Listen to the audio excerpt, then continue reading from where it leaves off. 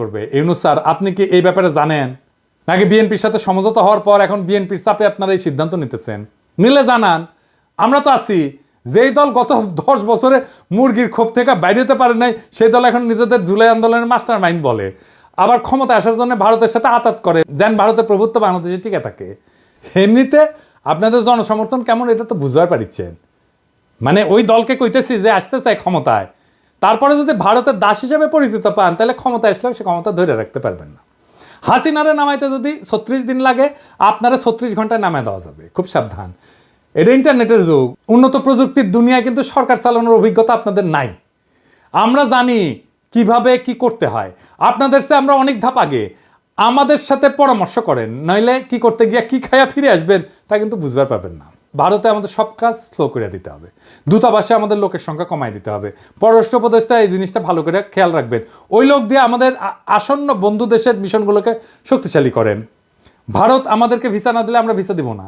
আমাদের দূতাবাসে আক্রমণ করলে আমরা ওদের শান্তিতে থাকতে দেবো না। ইউনূস স্যার তো ভদ্র মানুষ, আপনি না পারলে আমাদেরকে বলবেন, আমার ক্ষুদ্র ভাতা এবং ভগিনীরা ভারতের পাশে আগুন ধরায় দিবে, লাগলে জায়গা মতো আগুন ধরায় দেব। আমাদের কোনো সরকারি কর্মকর্তা ভারতে প্রশিক্ষণে যাবে না। কেন যাবে না জানেন? আসেন বলি।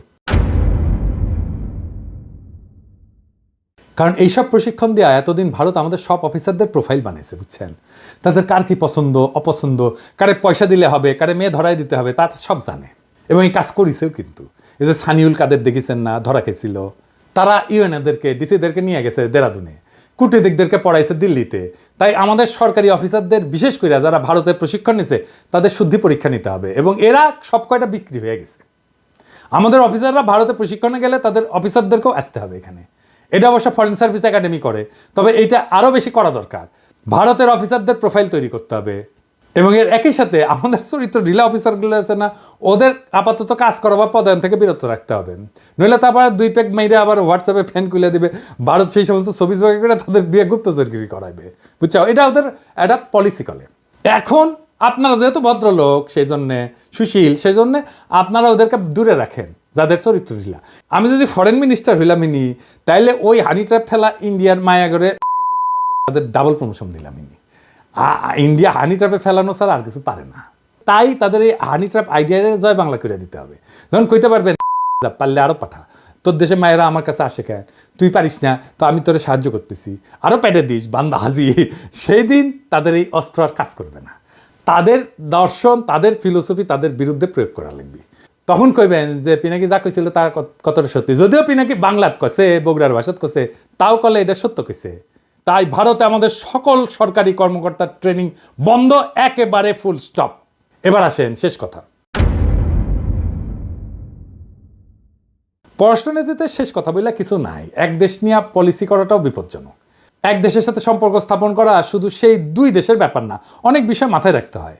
তবে ভারত যেহেতু স্পেশালভাবে আমাদের গত 53 বছর লুট করে গেছে, তাই আমাদের এখন সময় আসছে ভারতকে নিয়ে ভাবার, নতুন কইরা পলিসি তৈরি করার। কৌটিল্য ভারতের আইডিওলজিক্যাল গুরু কলে, তবে এমন গুরু ওদের অনেক আছে, কিন্তু কৌটিল্যের ব্যাপারটা একটু আলাদা। তাই ইউনূস স্যারকে আমি বলবো, আপনাদের সব সরকারি কর্মকর্তাদের কৌটিল্য পড়ান, বই পড়তে বলেন, পরীক্ষা নেন। ভারত যেভাবে আমাদেরকে সাইকোলজিক্যালি করাপ্ট করেছে না, আমরা এখন ওদের সাইকোলজি শিখবো তাদেরকে করাপ্ট করার জন্যে। আজকেই আর ফল আসবে না, কারণ সরকারে তাদের অনেক গোপন সেবাদাসী আছে। তবে এইভাবে আগাইলে আশা করা যায় আমরা 5-10 বছরের মধ্যে আমাদের হারানো মেরুদণ্ড আবার ফিরে পাবো। আর আওয়ামী লীগ হইল ভারতের দাস, দেশের শত্রু। এটা আজ আবার প্রমাণ করলাম, এটা দর্শন দিয়া করলাম। এইবার অনেকে তো বলে যে পিনাকি না বুঝেই বলে, তাদের জন্য সমালোচনার আহ্বান রইল। ভারতের পররাষ্ট্রনীতি আমি যেভাবে খুইলা দেখাই দিলাম, এটার বাইরে কোনো কথা আছে কিনা, ভারত নিয়ে যে দালালি করবে তাদের কলে খবর আছে। আপনারা সরকারি পদ্ধতি সামলান, আর আমি তাদের স্থায়ী সেবাদাসী প্রথম আলো আর ডেইলি স্টার দেখতেছি। এরাই মিডিয়াতে উল্টাপাল্টা লিখবে, মানুষকে ভারতের মুখাপেক্ষী করতে সব চেষ্টা করবে। আগাম কইয়া দিলাম আপনাদের প্ল্যান চেষ্টা করে দেখেন, ফাল দিলে কলে খপ করে ধরবো, ধরে ফেলামো। জিয়াফতে এখন লোক হচ্ছে ক্যাঙ্কা, দেখেছেন? আজকে আয়োজিত হতে যাচ্ছে সামাজিক জিয়াফত। এই জিয়াফতের উদ্দেশ্য হলো শহীদ পরিবার, আহত সহযোদ্ধা এবং ছাত্র জনতাকে সম্মান জানানো। এই জিয়াফতে 5000-এর অধিক মানুষকে গরু জবাই করে খাওয়ানোর ব্যবস্থা করা হয়েছে। আমরা যদি চারপাশটা একটু দেখাই, আপনারা এই পাশটাই দেখেন কি পরিমাণ মানুষ এখানে স্বেচ্ছায় এসে উপস্থিত হয়েছে। তাদের উপস্থিতি প্রমাণ করে শহীদদের প্রতি সাধারণ মানুষের এবং আহতদের প্রতি সাধারণ মানুষের ভালোবাসা এবং আবেগ কতটা বেশি। বাড়ির সামনে কলে গরু ফেলামু আর জবদমু, গরু ফেলামু আর জবদমু, কাইন্দা কলে কুল পাবেন না, তখন আবার কোয়েন না সাবধান করি নাই।